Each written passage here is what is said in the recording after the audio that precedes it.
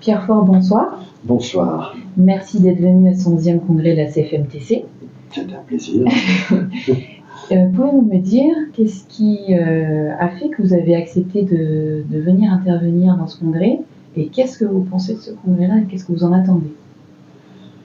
Alors, j'ai accepté parce que le sujet que je traite, à savoir le livre des mutations, le classique chinois, donc le Yijing, le Huixing, est quand même un sujet qui jouxte tout ce qui est du côté de la médecine traditionnelle chinoise. Et voilà, donc ça m'intéresse toujours de le faire connaître et puis d'entendre aussi ce qui se passe de ce côté-là. Pour ce qui est du congrès, je le trouve magnifiquement organisé, vraiment. Merci. Je vous félicite, c'est très agréable, tout est fluide, etc. Et non, c'est tout à fait agréable de venir. Voilà. Qu'est-ce que vous en attendez de ce congrès? Qu'est-ce qui fait que c'était intéressant pour vous d'être présent, en fait?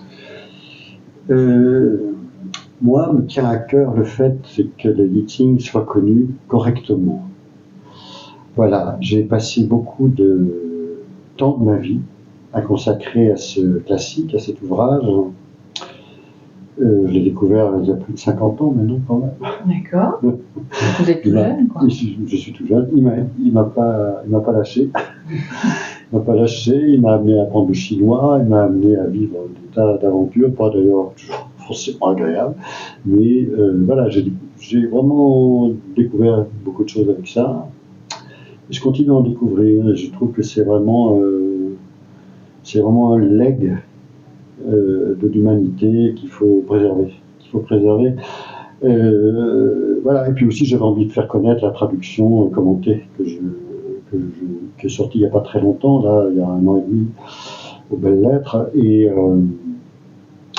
parce que ça m'a demandé beaucoup de travail, mais surtout, j'avais envie le projet, c'était de le mettre à disposition, de créer quelque chose qui soit à la fois fiable, ça va de soi, et accessible. Et donc, faire connaître ce travail, qui est aussi un travail d'édition, qui est un beau travail d'édition. Et voilà, ça me tient à cœur, et j'ai envie que les gens apprennent à utiliser le Yijing de manière, de manière sensée, correcte, utile, qu'ils se rendent compte de la profondeur qu'il peut y avoir, des différents niveaux qu'il peut y avoir quand on l'utilise, quand on le lit simplement comme ça, ce qui est possible, ou quand on veut l'utiliser avec des techniques toutes dites divinatoires. Bon, voilà, ce sont des choses qu'il faut intégrer à notre culture. Alors, vous me demandiez par rapport à la conférence que j'ai faite, que j'ai intitulée donc le Yijing de la pensée religieuse à la culture de soi. Et c'est un point qui m'intéresse, que j'ai été amené à creuser justement pour ce congrès, et avec lequel j'ai appris pas mal de choses finalement. Je ne sais pas si les gens ont appris beaucoup de choses.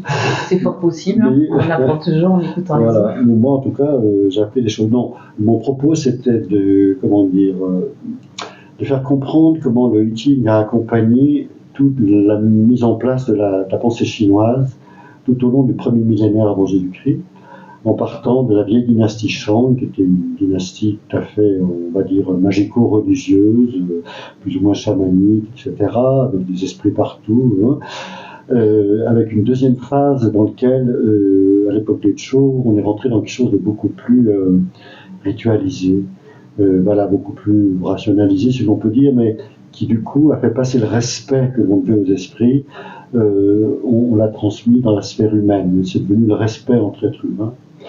Et puis il y a eu une troisième phase à l'époque des royaumes combattants, paradoxalement, dans lequel, on s'est rendu compte que l'esprit finalement c'était à l'intérieur de l'être humain, et que c'était à l'être humain de le prendre en main et de commencer à de faire tout ce qu'il fallait pour l'épanouir. Voilà. Et donc je voulais faire entendre ces 3 couches en quelque sorte de la pensée chinoise ancienne, et montrer en même temps comment ces 3 couches sont les 3 couches du Yijing. Voilà. avec des formules mantiques très anciennes, avec tout l'arrière-plan historique, le ritualisme, etc. Et puis tous les conseils de comportement, d'amélioration de soi, etc. Voilà.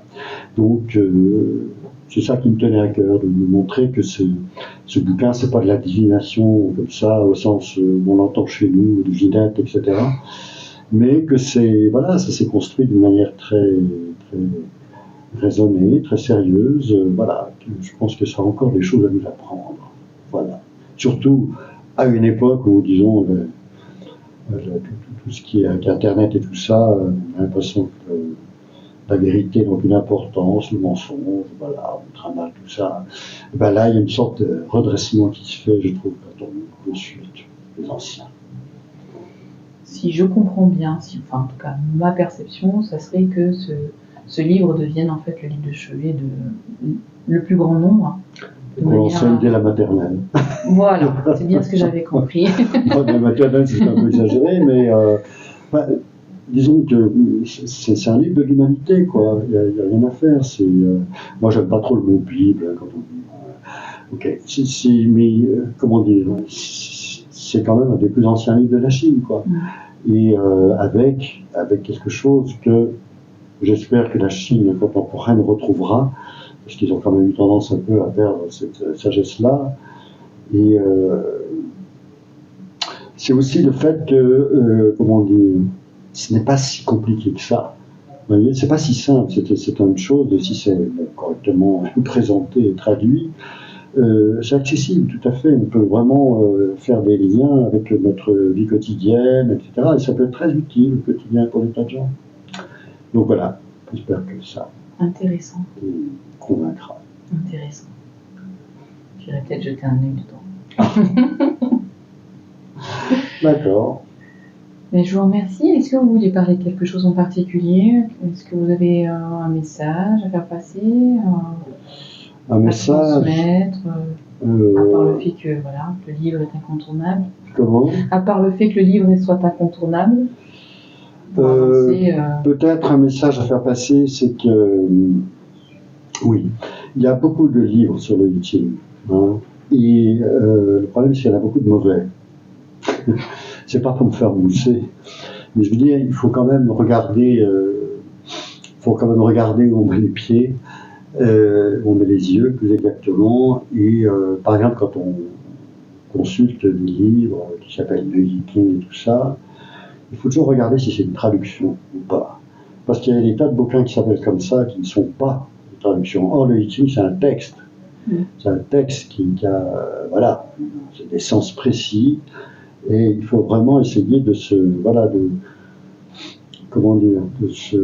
trouver vraiment, de travailler sur le sens réel des choses, pas sur des trucs faisandés. Oui. Voilà, attention, allez-y, mais attention. Voilà le message que je pourrais donner. D'accord. Merci beaucoup. You're welcome. Bonne fin de congrès.